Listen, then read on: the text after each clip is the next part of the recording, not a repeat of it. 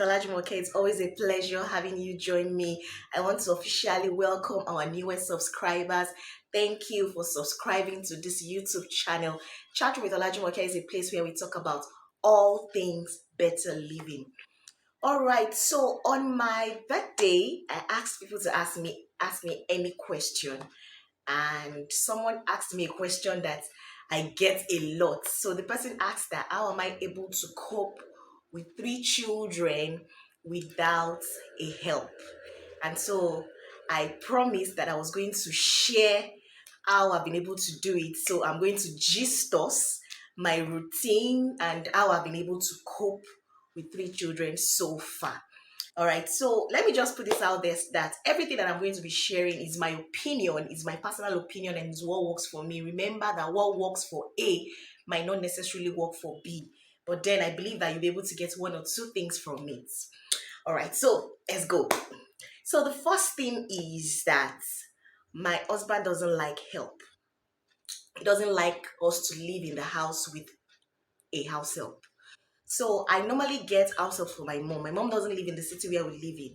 And anytime we get the help, it tells me that the help doesn't have to come to the house until a night before we are taking her to Ibadan. So my mom stays in Ibadan. So for example, if we are supposed to go to Ibadan to take the help to Ibadan on Monday, for example, the girl would come on Sunday. No matter how long I've gotten the girl will come to the house on Sunday evening and sleep just one night. So that's how bad it is. It doesn't like to live with us as a help. And you know how these house helps are. You change them often, 6 months, they tell you they want to go home or something, another 1 year. So every single time I get a help from my mom, that's what happens. He doesn't want them to stay in the house. And so he doesn't want to help. Now, what's my point? He doesn't want us to have a help, but he's very domestic. So this is it. If your spouse doesn't like you to have an house help, then he has to be domestic. He has to help. No one brings being domestic from heaven. Nobody was born with it. It's something that you can learn. It's something that you can do. Help in every way that you can. In the morning, excuse me, in the morning before you go to work, help. When you come back from work, help. Weekends when you're at home, help. Help in every way possible. See, if I'm left alone without a help to do everything by myself, I'm going to get sick easily. I'm going to be looking older than my age and all of that. So if your spouse doesn't like you to have a help, then your spouse has to be domestic. He has to help in every way possible. So that's what works for us. My husband is very domestic and he helps in every way possible. All right. So the second thing I want to share is this. I had to quit. Okay, so one of the reasons that I left my 8 to 5 was because of raising my son. So I had just one son as at then, and I had an 8 to 5. And several times, in fact, a lot of times, he's always the last person in school. And so by the time it's 5 o'clock, I'm rushing because I want to quickly round up because I don't like the fact that he's the only one in school. In fact, sometimes 4:30, I'm trying to just round up so that I can be there before 5, at least, so that at least it will not be the only child in school. But you know how our bosses are. Sometimes it's that 5 o'clock that they give you something to do. That's when they want you to do one work and they tell you to do it. Sometimes it releases me early, good for me. But there are times that I have to finish my work before I go. And then there are some times that I have to call and I inform the lady that is taking care of my son and tell her, please, I'll be 10 minutes late, I'll be 15 minutes late. And I didn't like that. I'll get to school, he'll be the only one left in school, which is not good for the boy. You know, he's prone to anything, he's prone to harm, he's prone to abuse. The person watching him is tired already, and she might not be 100%, she might not be concentrating 100% on him and all of that. So anything could happen. So I just thought, no, this has to stop. And so that was one of the reasons why I left my 8 to 5 job. So what's my point for sharing the second part is that, so for women, you have to make sacrifices. It's a lot of work, to sacrifice your career and all of that because of your family. And so a lot of times I would advise that you either start a business or get a job that is flexible, that could make you close early, maybe 3 o'clock or 4 o'clock, or have a good support system. For some people, they stay in the city where their family is, where their parents are. Then that's a good support system. So you can do as much as you can in your career and all of that, because you know your mom would always be there for your children. But for some of us that we don't have our mom in the city where we live in, it's a lot of sacrifice that you have to, you have to make that sacrifice, because you don't want your child to be with the neighbors, you don't want your child to be one auntie or uncle that you don't trust and all of that. And so it's a sacrifice that you have to make. I was telling someone, one of my friends was asking me that is it possible that you have it all, like you are at the top of your career, and then you're also completely there for family. And the truth of the matter is that it's not possible. It's a truth that we don't usually admit. It's a truth that we don't usually admit. One will suffer. It's either your career suffers or the family suffers, especially when you have children at the growing stage. For me, all my children, the 3 children I have, they are all below 10. So it's a sacrifice that I have to make. I miss my 8 to 5. I miss dressing up and going out. I miss, mixing with people and doing all of that. I miss that a lot. But it's a sacrifice that I have to make. So that's the second thing that works for me. Now, the third thing is this. If you have older children, so my eldest child is 9, and then the next to him is 7, and so they have to step up, which is very important. They have to step up. They cannot, you cannot leave them and say, okay, they're children, and then you're doing everything by yourself. So I had to step them up as early as 2 years ago. They had already started doing things. In fact, as a matter of fact, right now as I'm making this video, there is a roster of who does this, so that they get, especially for the guy, so that he can learn to be domestic. His dad is domestic, so he doesn't even have an excuse. And so step them up, let them be able to start doing things on their own as early as possible. Now, the fourth thing I want to share is this. So women, we try to be macho. We want to do everything by ourselves. You see this place is dirty, you want to sweep. You see this thing is not right, you want to take care of it. You see something is wrong with this, you want to take care of it, and you want to do everything by yourself. The truth of the matter is, you have to take your eyes off some things. Yoruba will say, "La moju kuro." La moju kuro, which means take your eyes off some things. So what I do is I take my eyes off some things. I do as much as I can. So I have a lot of things I want to do. Okay, I do this today. Tomorrow again, I do as much as I can. The following day again, I do as much as I can. If I say I want to do everything today, house chores doesn't finish. So if I say I want to do everything today, tomorrow other things will come up again. I won't be able to have the rest that I said I was going to have. I'll still do some other work again. And the cycle keeps going on and on and on. And so women, do as much as you can. That's what works for me. All right, so let me just share my routine. It's just our lessons. All right, so I have to drop the kids in school latest by 7:30.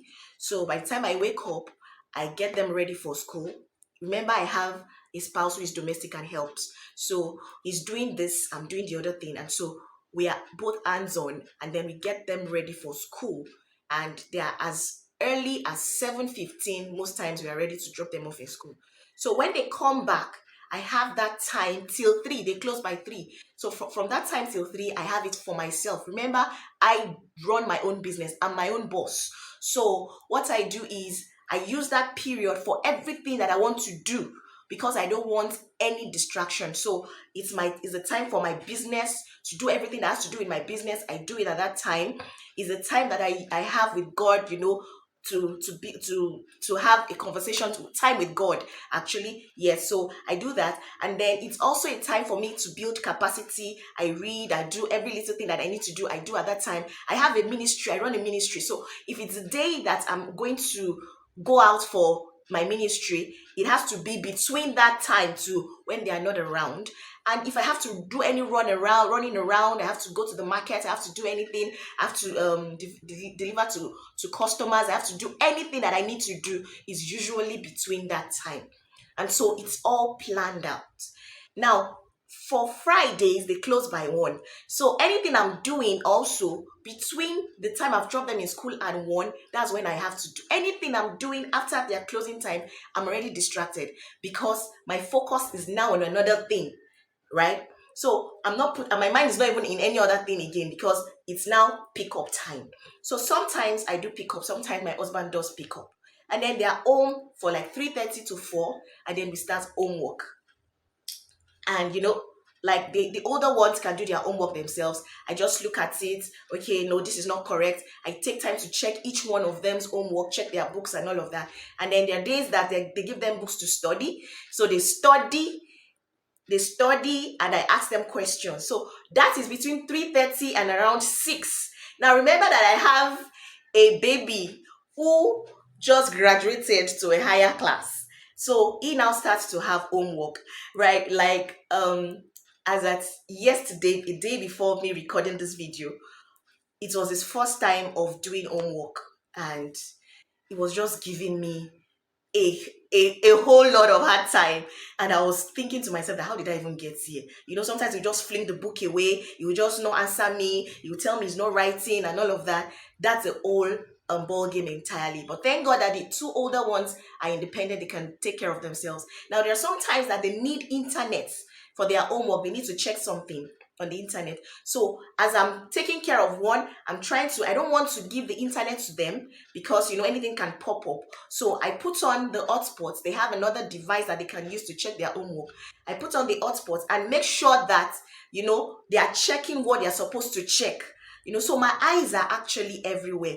I was telling my husband that, so I alone, I am wife, I am mom, I am lesson teacher, I am cook, I am all of these things in one person. Thank God for the grace of God. Thank God we don't look like what we go through, right? So it's a lot of work that women have to go through per time. All right. So as around from 5:36, that is when we have probably started rounding off homework. Then I have to make dinner, and before you know it, it's already late. It's already like 8, and we're already preparing. They want to tell me something that happened today. They are watching TV and all of that. Now, another important thing I want to mention is that they have a sleep time. For school days, they sleep by 8:30. If it's the weekend or any other day that is not a school day, they can stay up as long as they want. But if it's a school day, 8:30 they have gone to sleep, which is very important. So when they've gone to sleep, you have your sanity. No one is calling you mommy, mommy. No one is asking you a question. No one is reporting this one to you and all of that. 8:30 they know it is time to sleep, so they pray and then they go to sleep. Now, sometimes my husband comes earlier than 8:30, sometimes he doesn't. Now, around that time is the time that I and him now have to bond. So we gist about what happened during the day. This is what happened to you during the day. This is what happened to me. This is what happened to. And then we talk about all that. Then we probably, if it's a movie day for us, we watch movies together and then gist about the movie and all of that. So we have time to spend together alone without interruption from the children. Then I have my me time. My husband knows that I have me time. So after all of that, I go inside all by myself. Quiet, where everywhere is quiet, no distraction from husband, no distraction from children. And then I have my own me time. It's a reflection time for me. Sometimes I plan my day ahead. Sometimes I reflect on how the day went. Sometimes I probably, maybe I wanted to see something. I watch a movie. I go through internet and all of that. So that is my me time. It could be as short as 30 minutes. Sometimes it is longer. And so that is how my routine is. Now, this is my typical day that I explained. There are days like for holidays now, the routine is quite different. But because I already have what I work with, that already guides me on every other day. So holidays, midterms, public holidays, all of that, it could be affected a little bit, and then I adjust. All right, so that is how my routine is. So with everything that I've stated, that is how I'm able to manage with 3 children without help. So let me just quickly go through everything that I said again. Number 1, if you can afford to get a help, please get a help. There's no award for the most hardworking woman. So if you can afford to get a help, get a help. But if your spouse doesn't like a help, or you cannot afford to get a help, then your spouse has to be domestic. So please, any spouse that is watching this, please rise up to the task. Help in every way you can. Number 2 is that get a job that is flexible, that could make you have time for the children, so that the home front does not suffer. And if you can't get a job that would give you time, then start a business. Like that, you are your own boss. Now the third thing is that if you have older children, step them up, let them start doing things, let them have chores, let them do one or two things. That works for me a lot. Number four thing is that make sure that they have their sleeping time. Set a sleeping time for them. Once it is so time, everybody goes to sleep. That works a lot. Number five thing, or the fifth thing, is that you cannot do everything by yourself. You cannot do everything in one day. So try as much as possible. Do the best that you can, and then take again. Tomorrow is another day. Continue again tomorrow, and again and again and again. Right. So that is my routine, and that's how I'm able to cope with three kids without a help. I hope you've been able to get something. I hope you've been able to learn one or two things, right? Remember that I said it's my own opinion. You don't have to take everything that I said, but it helps. It might help you. Thanks for always being a part of Chatting with Olajumoke. Till I see you again next time. Don't forget to keep keeping it real. Bye bye.